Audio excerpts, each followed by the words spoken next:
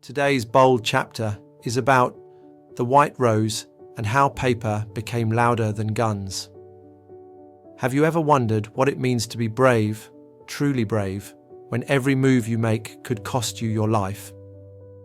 This is the story of two siblings, Hans and Sophie Scholl, and the secret group they helped create, the White Rose. They were young, they were students, and they were surrounded by darkness.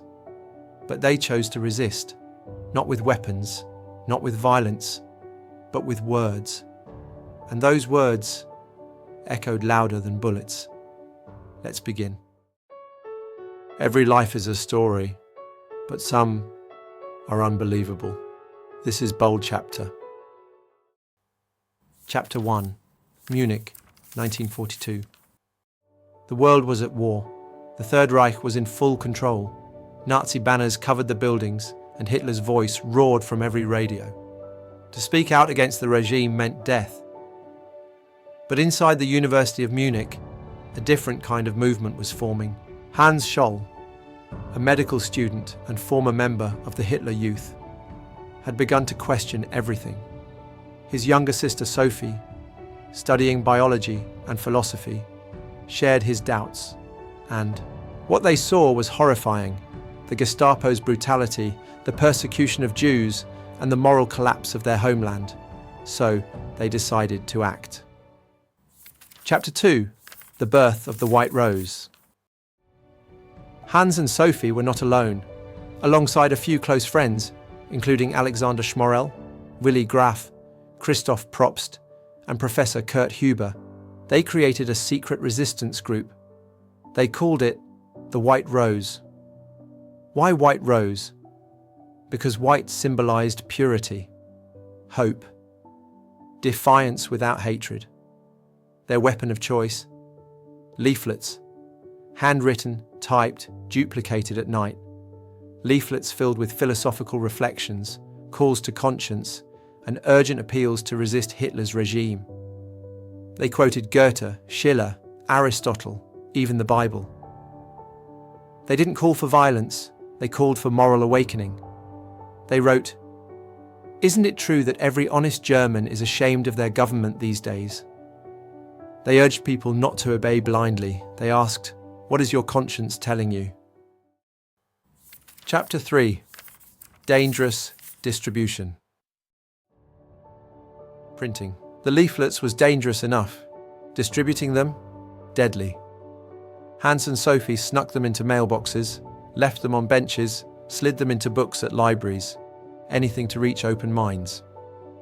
One night they carried suitcases full of pamphlets to different German cities by train. They travelled across the country, disguised as ordinary students.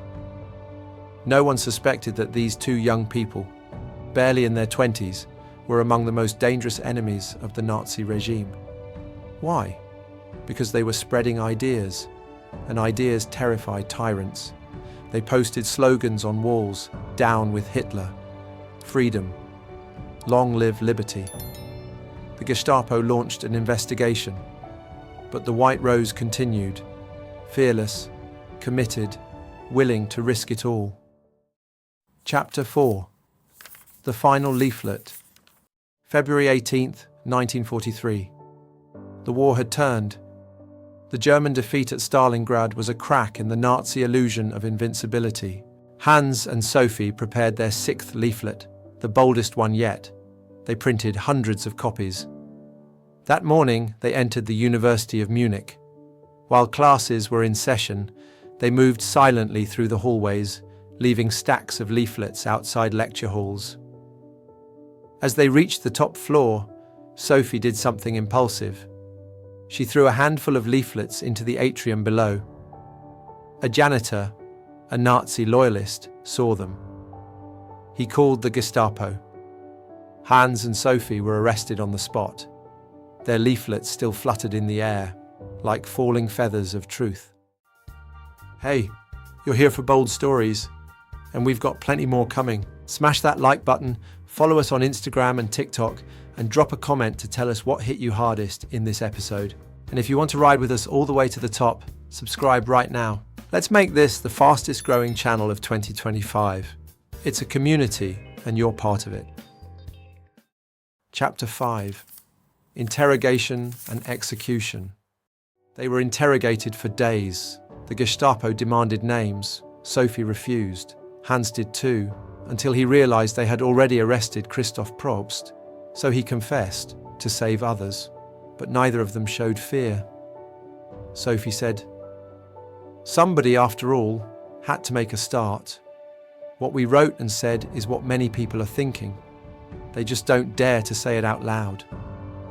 On February 22nd, 1943, just 4 days after their arrest, Hans, Sophie and Christoph were sentenced to death. There was no real trial, only a verdict. They were executed by guillotine that same day. Sophie's final words were, "Such a fine, sunny day, and I have to go. But what does my death matter if through us, thousands of people are awakened and stirred to action?" Chapter 6. Legacy of the White Rose. The Nazi regime tried to erase them, but the opposite happened. Their final leaflet, smuggled out of Germany, was dropped over the country by Allied planes. Tens of thousands of copies. Their words flew across the skies they never saw again. The White Rose became a symbol of moral courage, of resistance against tyranny, of the power of youth to challenge evil, not with guns, but with clarity. Their sacrifice was not in vain. Streets in Germany bear their names today.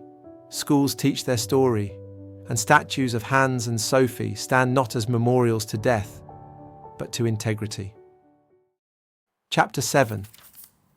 When you're powerless, style is all you have. Hans and Sophie were powerless in every way. No weapons, no army, no escape. But what they had was style. Not fashion, not vanity. Style, as in grace under pressure. Calm in the face of doom. Dignity that defies terror. True courage isn't just about fighting when you have a chance to win, undefined. It's about standing tall when you know you won't. They didn't yell. They didn't beg. They didn't turn bitter. They faced the guillotine with heads held high and hearts unbroken. Another chapter closed, but the story is far from over. Subscribe to Bold Chapter and never miss what's next. So, what does this story leave us with? In a world full of noise, they chose silence, followed by action. In a world full of fear, they chose principle over safety. They remind us that bravery isn't about grand gestures. Sometimes it's about a leaflet, a whisper, a question. Sometimes it's about standing still while the world demands you kneel.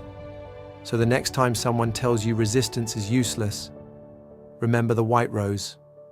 And remember, courage is a matter of style when you're completely powerless. If this story moved you, follow us for more.